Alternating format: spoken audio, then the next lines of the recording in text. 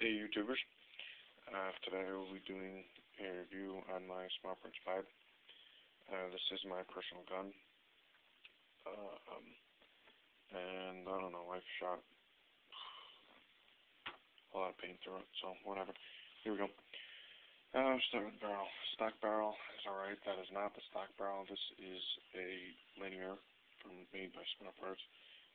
Very good, very accurate, very consistent. It's overbore. I believe it is a 693. I'm not sure, but it doesn't really matter. It's overbore, and out of maybe, I don't know, 6 cases, I've had one barrel break, and it was because it was really, really cold out that day. Right now it's like mega cold where I live, so yeah, it was pretty cold when we had played. First thing you notice about this gun when you take it out is the weight. Extremely light, like under 2 pounds, I believe, or just over 2 pounds right out of the box. The grips,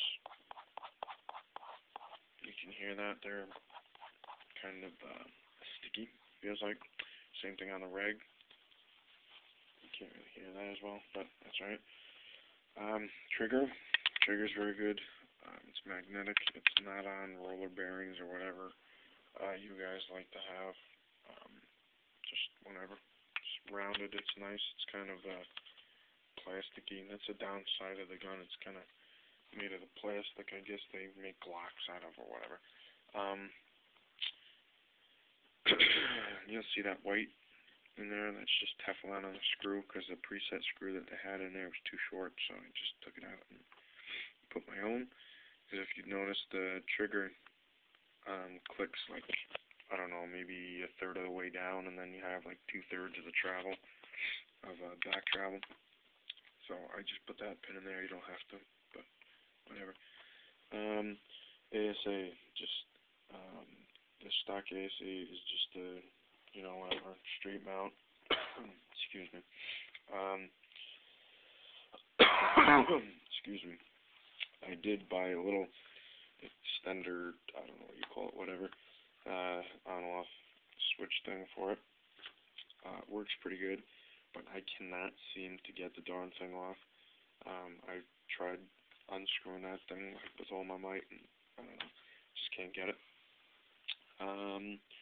Regular line, just, you know, whatever, nothing special. Regulator is the Max Flow R regulator, I believe they call it. It's just like a relief valve in there if you get CO2 in there, which I know that like probably like 85% of you don't play with CO2, so whatever. But this gun is made to be used with CO2. So moving up, the cramping feed neck fits everything. Very nice. It's good. It's strong. It doesn't bend. It doesn't flex. The only problem is, and the only complaint I have, that it is very long. But again, whatever.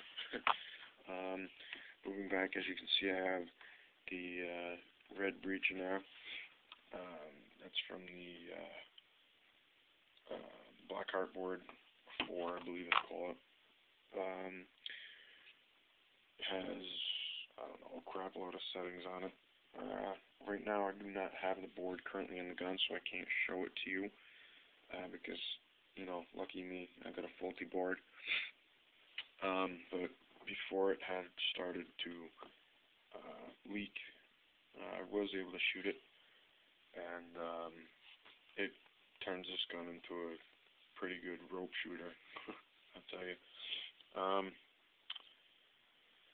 Pretty good, all over gun. A lot of people think that, you know, this is stock 11 balls a second. You know, it's a little piece of crap. It's not little, it's, you know, a pretty big piece of crap, you know. It's a good gun. For, I mean, the price, $150, dude, come on. I mean, you're not going to get much better than this. The barrel, stock barrel on this is, you know, you can't complain. Stock trigger, you cannot complain. Stock grips, you can't complain. I mean, like the whatever, the Spider Pilot has these plastic hard crappy things on them. This, you know, these grips are nice. I don't know about you, but whatever. I don't want to get rid of these things. These are nice. The gun is very easy to maintain. It's the Bob design bolt out back. You just take the end cap off and pull your bolt out and lube it up, and you're all good to go for however, whatever many shots you need to do before the next time you can service it.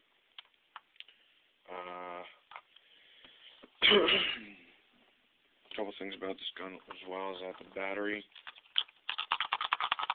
you can hear that, battery inside there moves around, so I just took a piece of paper towel and stuffed it in there just to, keep it, tight. The other thing is your regulator grip, it moves. When you first get the gun, it's like glued on there or something, but eventually it'll break loose and it'll turn. So what I did was just put kind of like 2 rings of black tape, electrical tape around this end, and 2 in this after you unscrew the regulator and take the grip off, and that seemed to help a little bit. The other thing too is with the stock ASA with this wedge thing, this stupid wedge, which I should really get rid of. But with this, you got to be careful with screwing the ASA into the wedge, because it has like these nuts that sit in there, but they're not really like held into there, so they're just kind of like wobbling around. And sometimes the screws will get offset and they'll like double thread, and it sucks when that happens, believe me. Alright, that is pretty much it for this gun. I will have a shooting video, hopefully, with the blackheart later. As you guys know, paint is really expensive, so maybe I'll just do a quick thing for you. Also, one last thing. When I bought the gun, I needed a new hopper. You cannot use a shake and shoot when you're shooting 20 balls a second. Obviously, you know that. So I got this fuel loader Force. Do not buy this unless you're really a big budget baller and you can't afford much. It feeds like 18 balls a second. It's got the little paddles in there, the soft, I don't know if you can see that white right there, the soft flex paddles. Holds like 200 paintballs. It just continually spins, so pretty much if you have a break in there, it turns your whole hopper into a blender. There are no eyes, there are no sensors, no nothing fancy. It's $30 at Walmart, so whatever. If you want to get it, that's your own choice. Runs off a 1.9 volt. I guess it's a good beginner thing, but like me, I play hardcore woods ball, so sneaking around, it's kind of hard to have this thing clicking and clacking the whole time while you're trying to sneak to the woods. Also, the other thing that I noticed is that this the plastic feed tube that goes down into the neck was too long, so I just shaved like a 1/4 of an inch off, I guess, just to make it sit flush. And then also, there's like a little plate inside here that runs across the bottom. If you just take the 2 halves apart, you'll see it. Take that plate out and throw it away. You don't need it. Plus, you can fit more paint in there if you do that. And that's pretty much it for that. But I do recommend getting this gun. Awesome gun. Good backup gun, although, quoting Mike from Tech PB, best gun, or the best backup gun is to not need one.